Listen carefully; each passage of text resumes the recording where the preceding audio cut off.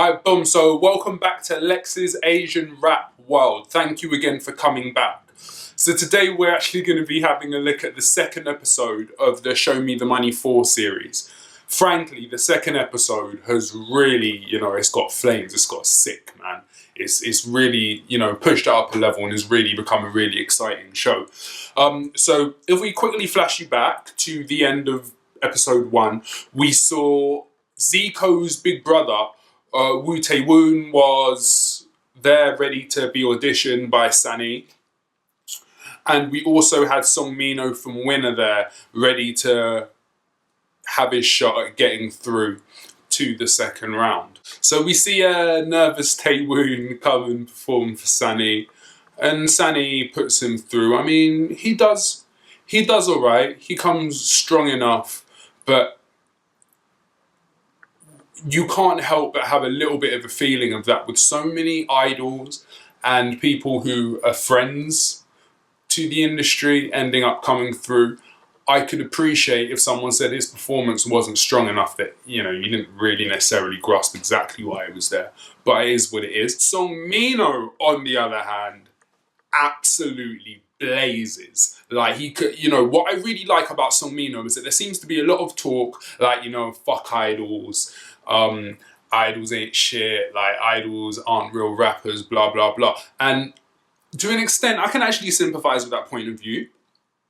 But the realness is you can't really judge someone based on what other musical paths they've taken. That doesn't make no sense. That doesn't mean that they're not a good lyricist. And Song Mino absolutely proves that. The deal is with round 2, you have 109 rappers. They get through and they get to perform in front of all 4 producer teams on a ring, like a boxing ring. Now, if they press fail during your 60 seconds performance, then basically, obviously, you're eliminated from the option to being on their team. But if you get 4 fails, you're gone. That is no way to lose. Like, if you're going to lose, Show Me the Money, make sure you know you're a loser, innit? Of course, if you're really on point and you manage to perform your 60 seconds and no one presses, then boy, you got an all pass, you know what I mean? You're good, you come through clean. So the first one that we have up is we have one. He comes in and, I mean, Loco openly says to him, oh, you know what I mean? Yo, I think I recognize you. Boom, you're in the buildings underneath us. But I think your raps are, well, and just leaves it there. The one comes in, his beat comes in. It's quite cool, actually. It's a nice kind of Tetris-ified kind of beat. So yeah, that's really dope. Comes through, passes. He's strong, you know what I mean? You can't really complain. So next we have the actor Kim Min-jae. He pops in and, which I think is pretty straight up. And the judges actually says to him, like, yo, you're an actor. You're brave for going this road, because sometimes maybe it's difficult for the image of an actor and a rapper to coexist, as I guess man like Mark Wahlberg could probably testify, you know what I mean? But yeah, dude comes in, he does his thing, but unfortunately, then we have our boy Black Nut. Black Nut had me in fucking stitches last time. He literally rolled up to Zico, snatched the pad off of his hand, and told him that he didn't rate him. He rolls back up and he's like, yeah, I got the same underwear on as last time. Black Knight is very much carrying on his theme of keeping a kind of relationship with the judges. He reminds Tableau in one of the lines about the whole academic qualifications controversy, and then ends his lyric by saying, well, Song Mino's going to win anyway. This guy is an absolute joker. He gets all passes. And you've got to kind of like Black Nut, because there's elements of him, and I say this cautiously, I don't use these comparisons lightly, yo, it's a jam, but there's certain elements of his personality which remind me of early Eminem, like just the kind of humour, that I don't really give a fuckness, that clownness. It kind of reminds me of Eminem, but the fact that he's, I say clown in a respectful way because dude's got skills to back it up. He's clownish on appearance, but you listen to this guy spit and you're dealing with someone who very much understands his art. You know what I mean? So wicked to see Black Nut get through. Bang. Then we actually see Basic come up, formerly of Jiggy Fellas, came out like '08. He was running around doing his thing, but he actually walked away from music so that he could he became head of a family, and he felt like he wanted to provide, you know, a bit of stability, and maybe the creative route wasn't doing that. So, I mean, to me personally, that I was a bit heart-wrenching. I was like, you know, I feel for you, man. He like had to compromise on what he wanted to do to try to be a responsible adult. He comes up, he does his thing. What does he do? He opens up with the Shook Ones beat. Shook Ones Part 2. You seen 8 Mile? That for all the killers and $100 billers. Boom. That's that thing.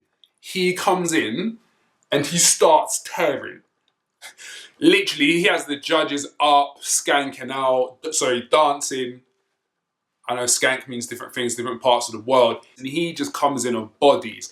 Of course, he ends up with an all pass, you know what I mean? It would be only right. You couldn't really give him anything else. He flies through, literally flies. Now we see Sang-Soo come up. Now this whole situation's a little bit unfortunate. Sang-Soo, if you're not familiar, he's the kind of tall brother. He's got a kind of drunken swagger. He's always like, looks like he's tweaking a bit, you know what I mean? That's just his whole vibe. But I think that's what makes the judges like him, because they're like, oh shit, yeah, you're real hip hop, you're real hip hop. And to an extent, he kind of is, yeah. But unfortunately for him, Tableau blatantly says, he's like, boom, anyone comes in and they reference the show within the first few lines, like they're gone. Like, he thinks it's tacky, you know what I mean? My man comes in, one of the first thing he does is reference it. So as soon as he started, bang, he's lost one. And the rest of the bars, to be honest, one super strong. And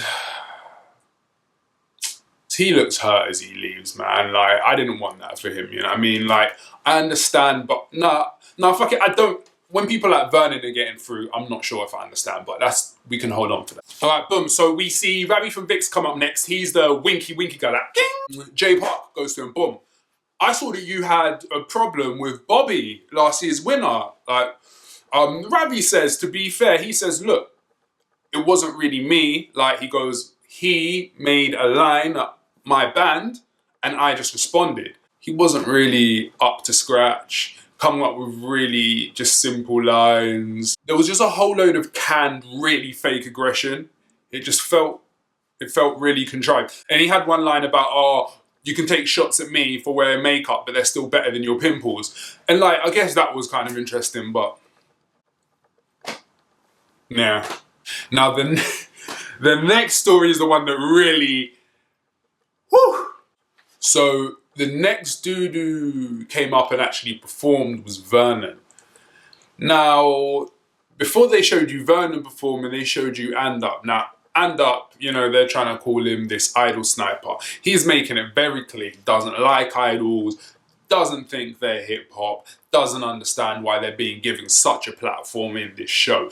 And I kind of respect him for that, because I think that is a voice that is being echoed from what I can see out here, from a distance obviously. I see that sentiment being echoed by a lot of like Korean underground rappers, you know what I mean? And he says, you know, that basically what Vernon's going to do is that he's just going to go perform, and then he's going to go back to the mainstream. He doesn't really care about hip hop. But Tableau puts him in his place and reminds him, like, look, before you want to start attacking idols, what you need to do is sharpen your own skills and prove your own worth, which I thought was a very fair statement. So we see Vernon come. He has the headlines beat by Drake.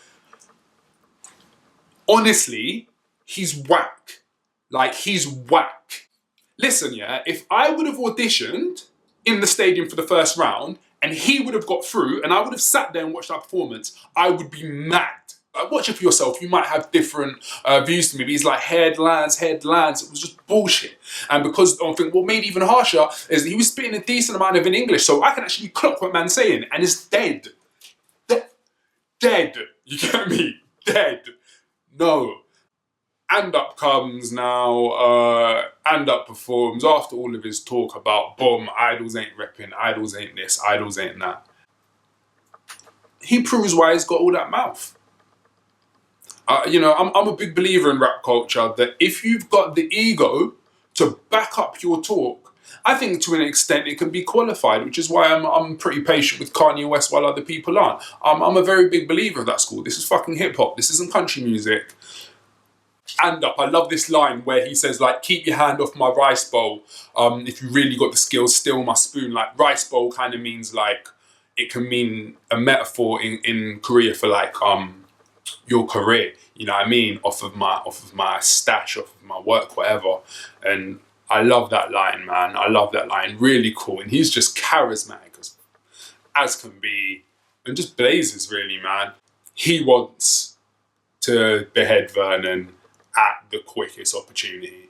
We flipping end up seeing Microdot. Now, Microdot was actually in a crew called All Black. Or shall I say a duo more than a crew, with Doki. Now, no, Gordy, please don't mock me on my Korean. It's terrible. Now, he's actually pretty impressive, man. He gets an all pass. He comes through with just, you know, a generally pretty strong performance. And it seems kind of nice because he says that he still regularly chills with Doki, and I think that this program is going to be a really good platform for him. It's probably going to allow Doki to kind of offer him a little bit of support as well, you know what I mean? Push him back into that platform so his brother can help him. But he says, he describes them as brothers, and he says, you know, I see him so many times out of the week, you know, we're close. And that's really nice. Oh dear. And then we have the upset of the episode, and frankly of the series so far, and we see P-Type go out. Genuine disappointment, because he comes in, you know, on a slightly lofty platform, almost on a KRS-One-It-esque vibe of I've come here to come and show you what real hip hop, to come and, you know, show people what the foundations are and show people what Korean hip hop culture is. And you know what I mean, his presence was super welcomed, super respected, huge expectations, but from judges and other fellow contestants. And he jars his lyrics not once, but twice. Frankly, the judges had absolutely no choice, no possible outcome apart from to eliminate, man. I really did not want dude to go. Burnt to see P-Type go. Upset. Big upset. Big upset. And then we see swag rapper Super B come. Now Super B, to give you a visual, there's a young Korean brother and his hair looks like, he's got like them little Chief Keef twist, them kind of twist you see them Chicago youths wearing. He comes in, but he's got swag though. Like, he's very much a reflection of that kind of kid that's maybe grown up, seeing what's happening in worldwide hip hop within the last like 4 years. Like, and no, he embodies it dope. And I just, yeah, Super B. Then we see female rapper Casper come through. She's homegirls with Kism. Like, Casper's dead, straight up. Dead. Just, I don't know whether it's nerves or whether it's just a lack of kind of like vocal and tongue twisting and alliteration ability, but she screws up her lyrics on more than one occasion. Again, you do that, you put the judges in a position where they have to ditch you. You know what I mean? They have to. So bang, she got cut. Yeah, didn't really care. I'm sorry, do I sound mean? Don't make me sound mean, I'm just being real. We see Wu-Tae Woon come through, he drops a few bars. You know, of course, that's Zico's brother. Zico, though, is blatantly like, I think my brother done, like, was cool, but I blatantly seen him do better, you know what I mean? But he kind of goes quiet when he comes in, like, kind of not wanting to say too much. And I kind of respect that, because obviously, if his brother does pass, which he did, it's probably not good for Zico for his mouth to be open, like, nah. When his brother did pass, was humble, like, yeah, as in to kind of show the judges, listen, my brother's still got more, you know. That's secretly what he's saying. He's just very tactful about how he said it. Kim Nam-Jude passes, you know what I mean? He does his thing. We see Lee Min-gu, the leader of Zico's first crew, pass, which is really cool. We see, you know, the last big contestant we see is Song Mino. Song Mino comes through, and for me, Song Mino is the boy to shut up anyone who's super anti-idol. You know, skills. But one thing he does which screws him up, which I agree, he does this really awkward bow movement, and Jay Park and Loco absolutely crucify him for it. As soon as he done it, they press eliminate like, bro, nah, they ain't flying out here. Then he ends up getting through, but he throws out some lines. He sends for the Top Dog boys. He names a few boys, like he names a few other idol rappers, and I think the reason why he kind of aims shots at them is because he's trying to separate himself. You know what I mean? He's very much aware of the situation that he's in. He's very much aware of the perception that other underground rappers might have, or the underground rappers might have of him. And he's just trying to make it clear, yo, don't put me among that number because I'm an idol. Then that leaves us now with like 52 contestants through to the next round. So at the very end of episode 2, what we see is the very beginning of round 3. They have all of the rappers have their names laid out on cards, and basically everyone has to one-on-one battle. Dude whose names gets drawn first gets to choose who he wants his opponent to be. Of course, what happens? And the name gets called first, and no prizes for guessing who he wants straight to go at. He wants Vernon. Vernon looks nervous as hell. That's how episode 2 ends. At the beginning of round 3, so excited. So excited. So excited, so sick. Boom format. I'm not going to start being bold now and starting to call man who I think might be winners, but And Up and Songmino, those guys are the guys who really I'm kind of looking for something from, and I kind of fancy them at this early stage to be one of them to be winners. Fuck it, I'm calling it early, bruv. Like, why play games, get me? Lex's Asian Rap World, UK,